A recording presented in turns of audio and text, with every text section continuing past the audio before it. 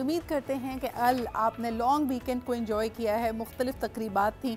लोग कहते हैं मजमूई तौर पे 98% पाकिस्तान अपनी वेडिंग एनिवर्सरी इसी हफ्ते में मनाता है, आखिरी 10 दिन में मनाता है।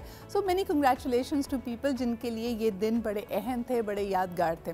लेकिन इस वक्त पूरे मुल्क में इलेक्शंस के हवाले से सरगर्मियाँ बढ़ गई हैं। सबसे पहले आपको बताएं कि ये रिपोर्ट आपको दिखाते हैं इलेक्शन कमीशन ऑफ पाकिस्तान की तरफ से। हम देख सकते हैं कि कागजात नामजदगी जमा कराने का सिलसिला जारी है और अब इसमें इन्होंने अनाउंस ये किया कि मजमूई तौर पे 28,626 कागजात नामजदगी जमा कराए जा चुके हैं। आइए आपको दिखाते हैं ये रिपोर्ट, फिर इस पर ज़रा बात करते हैं क्योंकि इसमें अपील दर अपील और कुछ सिंबल्स का भी मामला है जिसको आज डिस्कस करना है। Let's take a look at this.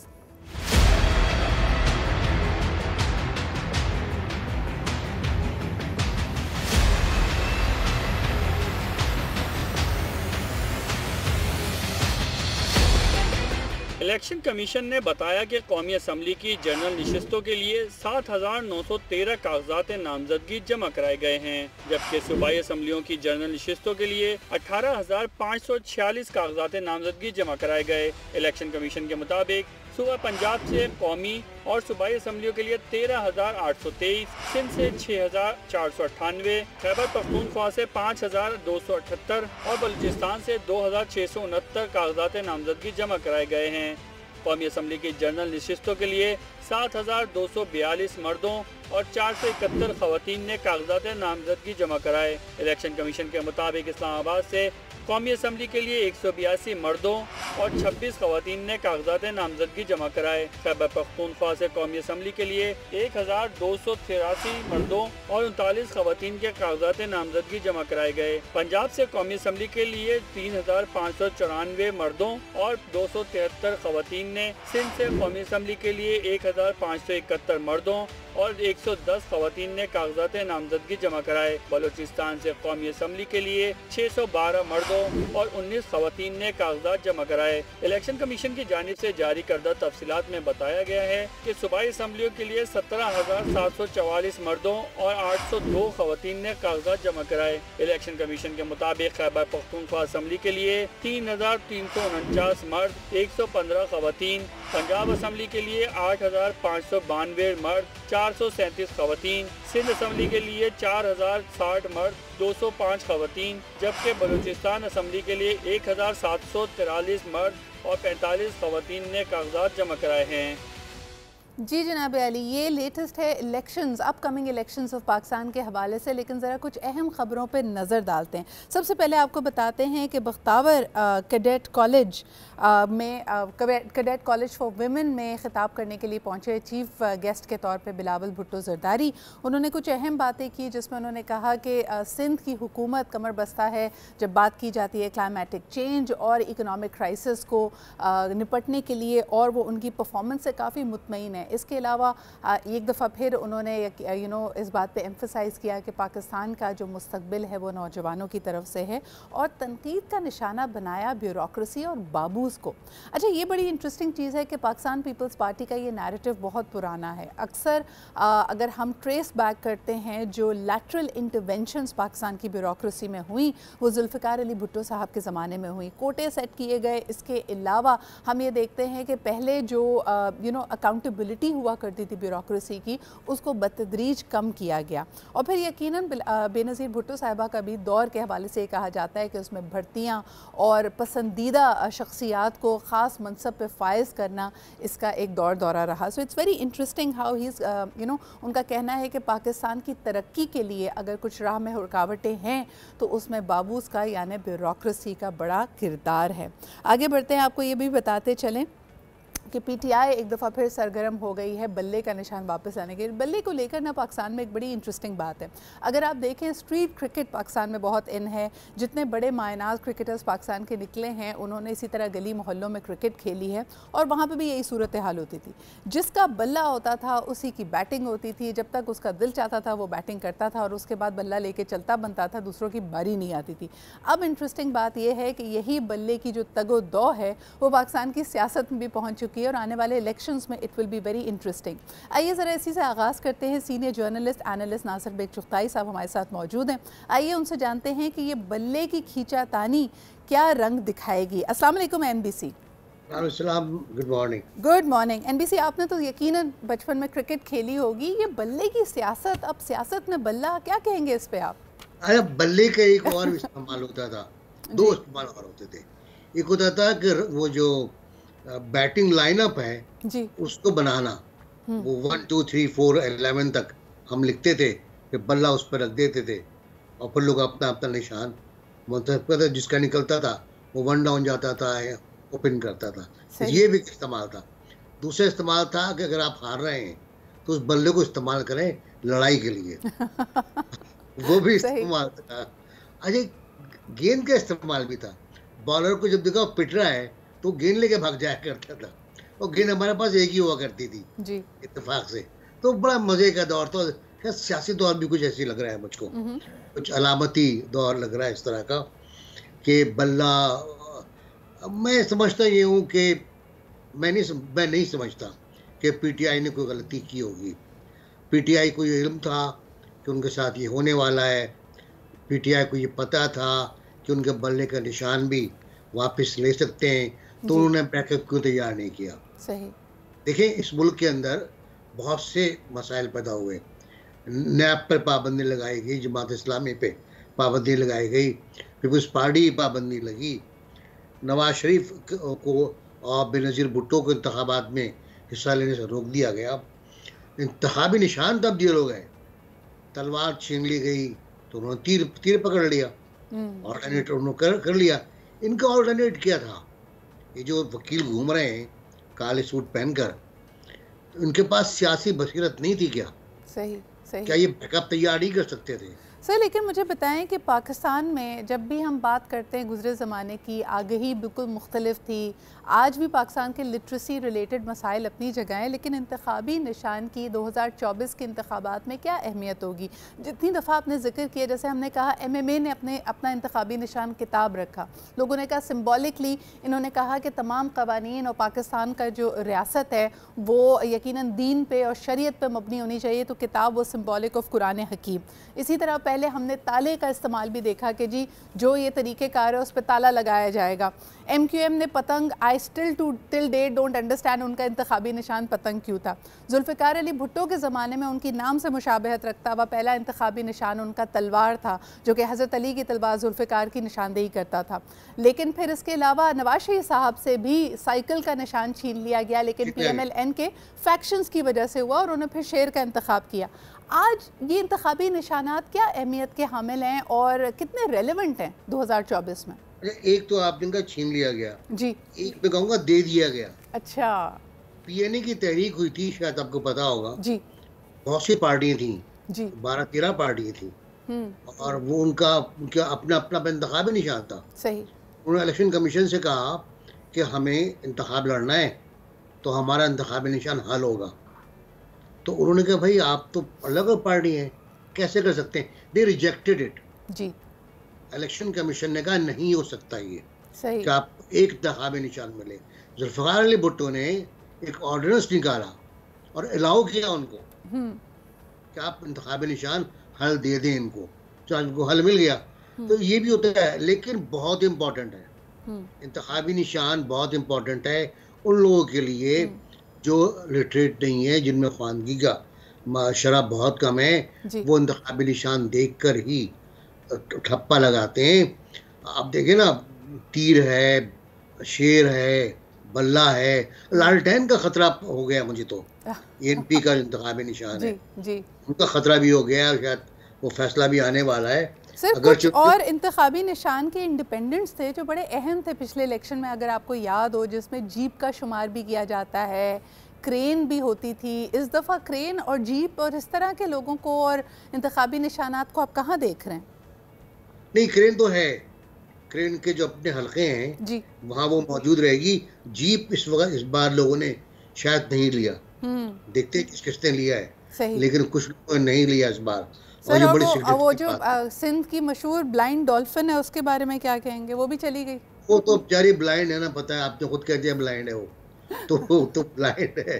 अब वो हैदराबाद में बैठी हुई वो है। इंडेंजर्ड भी है बेचारी, इंडेंजर्ड स्पीशी भी है। हाँ हाँ, बिल्कुल बिल्कुल। सही। अच्छा सर, एक और बड़ी अहम खबर की तरफ आ जाते हैं। इट्स वेरी इंटरेस्टिंग कि आज के बिजनेस रिकॉर्डर में ये दोनों खबरों के कॉलम बिल्कुल साइड बाय साइड हैं। सबसे पहले जी, इंडियन आर्मी ने ऑर्डर किया है inquiry into civilian deaths in custody. ये Indian occupied Kashmir, Jammu and Kashmir के हवाले से है कि जिन मुजाहिदीन को, जिन प्रोटेस्टर्स को अरेस्ट किया गया था, उनकी कस्टडी में डेथ कैसे वाक़ हुई। और दूसरी तरफ 290 Baloch protesters have been released by the government. बड़ी अफसोसनाक बात है कि जिस तरह ये प्रोटेस्ट आगे बढ़ती है और इससे रिलेटेड सोशल मीडिया पे हमें ख़बरें सुनाई देती हैं, किस तरह देखते हैं और किस तरह मुआवजा करते हैं इन दोनों ख़बरों का NBC आप? देखिए, जम्मू कश्मीर की तो पता है आपको सूरत हाल, कस्टोडियल डेथ कोई नई बात नहीं है जी गालिबन। शायद वहाँ पर कोई ऐसा गैर मुल्की गलती से पहुँच गया होगा जी, जिसने खबर लीक की है ये कि थाने में मारा गया है, 3 या 4 बंदे हैं और उस पर एक हंगामा हुआ है। ब्रिगेडियर भी उसमें इन्वॉल्व है। लेकिन उससे पहले वहीं पर पूंछ और जम्मू में, जिसको वो कह रहे हैं हॉट बेड है, मुजाहिदीन का नया हॉट बेड, वहाँ पर बहुत बुरी तरह मुकाबला हुआ है, ज़बरदस्त मुकाबला फौज से, और 5 फौजी मारे गए वहाँ पर। सही। तो ये भी मुमकिन है कि गुस्से में मारा गया हो उन कैदियों को, क्योंकि कैदियों को गुस्से में मारते हैं ये लोग जी। जब किसी पे बस नहीं चलता तो उसको मारते हैं। इस्लामाबाद के जहाँ तक पता है, मुझे बहुत अफसोस हुआ, मुझे बहुत दुख हुआ, सच्ची बात ही है। मुझे इस हुकूमत के रवैये पर अफसोस हुआ। मैं ये नहीं कहता कि बलोच प्राइम मिनिस्टर है, बलोच चीफ जस्टिस है, बलोच कुछ और है, क्या है, ये मैटर नहीं करता हुकूमत में आने के बाद कि कौन क्या है। लेकिन ओवरऑल रवैया जो रहा जी। पुलिस का भी रवैया इंतहाई नामुनासिब था। वज़रा की टीम का रवैया नहीं, बल्कि उनका जो परसेप्शन था वो इंतहाई नाकिस था। हालांकि फवाद अहमद फवाद, हमारे अजीज दोस्त सोलंकी साहब, सब इनकलाबी लोग हैं, ये सब बड़े बड़े इनकलाबी हैं। सर, इनकलाबी लोगों के साथ साथ रेस्टोरेशन ऑफ डेमोक्रेसी के बाद, यानी 2008 के इलेक्शंस के बाद जिस तरह NFC अवार्ड बलूचिस्तान को दिया गया, बतदरीज हम ये ख़बरें सुनते हैं, इवेंट्स देखते हैं। इस दफ़ा भी हमने देखा कि 25 दिसंबर को ज़ियारत रेजिडेंसी में एक बड़ा इवेंट किया गया। तमाम चीज़ों का मैसेज ये होता है कि हम आहंगी पैदा की जाए, बलोच यूथ को बताया जाए कि साथ रहने में, हम आहंगी से रहने में उनके पास कितनी अपॉर्चुनिटीज़ हैं। और दूसरी तरफ अगर प्रोटेस्टिंग वॉइसेस को इस तरह खामोश कराने की बात की जाएगी या उनके ऊपर ठंडा पानी, इस सख्त सर्दी में उनको वाटर गन्स का इस्तेमाल किया जाएगा, डू यू नॉट फील कि जो खलिश है, जो तकलीफ है, वो कई गुना और बढ़ जाएगी? सिद्रा जी, ये बढ़ गई है जी। आई एम अफ्रेड टू से कि ये बढ़ गई है, और सोशल मीडिया ने इसको जिस तरह उछाला है। देखिए, मेन स्ट्रीम मीडिया ने या हम लोगों ने जो फेसबुक पर बहुत एक्टिव होते हैं इन चीज़ों पर, हमने वो वीडियोस नहीं लगाई, वो वीडियोस चैनल्स ने नहीं चलाई जी, जो आई हैं और जो मज़ीद नफरत पैदा कर सकती हैं। बहुत रेस्पॉन्सिबल एटीट्यूड रहा है हमारे मीडिया का, इलेक्ट्रॉनिक मीडिया का ख़ास तौर से जी। बहुत रेस्पॉन्सिबल रहा है। वरना तो वहाँ क्या नहीं हुआ है, वहाँ क्या NBC पे मेरा दूसरा सवाल आपसे बनता है, ये जो हम रिस्पॉन्सिबल मीडिया और इफ़ेक्टिव रिप्रेजेंटेशन, ये बड़े बड़े अल्फाज हैं जो वेस्टर्न डेमोक्रेसीज इस्तेमाल करती हैं कि जी मीडिया की जिम्मेदारी ये बनती है कि जल्दी में तेल ना डाले। दूसरी तरफ इफ़ेक्टिव रिप्रेजेंटेशन है, आपने खुद जैसे जिक्र किया है कि चीफ जस्टिस ऑफ पाकिस्तान और प्राइम मिनिस्टर, मौजूदा प्राइम मिनिस्टर ऑफ पाकिस्तान का ताल्लुक बलूचिस्तान के सूबे से है। लेकिन बलूचिस्तान की आवाम अगर नाराज़ है तो फिर किसका रोल आप देखते हैं? मीडिया में दावा करेगी, मिनिस्टर्स में दावा करेंगे, इनके लीडर्स में दावा करेंगे, हु विल स्टेप फॉरवर्ड? सिर्फ मीडिया कैसे मुदावा करेगा?